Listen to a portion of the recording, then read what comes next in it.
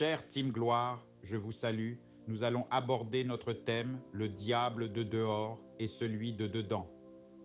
Le danger spirituel que représente le diable n'est pas une image symbolique ni une invention religieuse.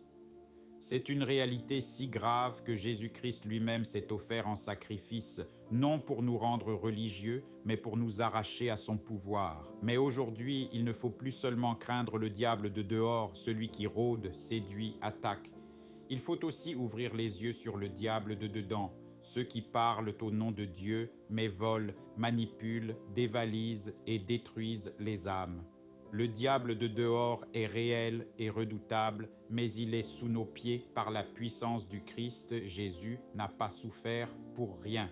Il a donné sa vie pour détruire les œuvres du diable. 1 Jean 3, 8. Le Fils de Dieu a été manifesté afin de détruire les œuvres du diable. Jean 10, 10. Le voleur ne vient que pour dérober, égorger et détruire. Moi, je suis venu afin que les brebis aient la vie et qu'elle l'ait en abondance. Le danger était tel que Jésus a dû mourir, car Satan réclamait nos vies avec violence. Mais le diable de dedans est encore plus dangereux aujourd'hui. Le diable ne se contente plus d'opérer à l'extérieur. Il a infiltré les églises. Il porte la soutane, le costume, manie la Bible, écrit « Ainsi dit le Seigneur » pour séduire, Matthieu 7, 15. Gardez-vous des faux prophètes, ils viennent à vous en vêtements de brebis, mais au-dedans ce sont des loups ravisseurs. 2 Corinthiens 11, 13, 15. Ces hommes-là sont de faux apôtres, des ouvriers trompeurs déguisés en apôtres de Christ. Et cela n'est pas étonnant puisque Satan lui-même se déguise en ange de lumière.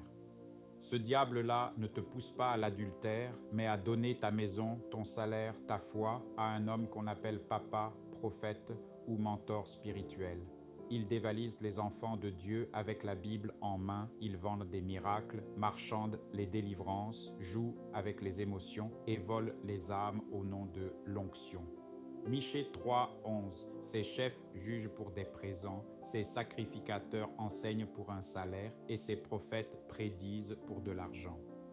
Jérémie 5, 30, 31. Des choses horribles, abominables se font dans le pays, les prophètes prophétisent avec mensonge, les sacrificateurs dominent par leur propre autorité et mon peuple aime cela. Ils se comportent comme des envoyés de Dieu, mais ils ne sont que des mercenaires spirituels. Le vrai combat aujourd'hui, la délivrance de la manipulation religieuse. Jésus ne nous a pas appelés à servir des hommes, mais à demeurer dans la vérité.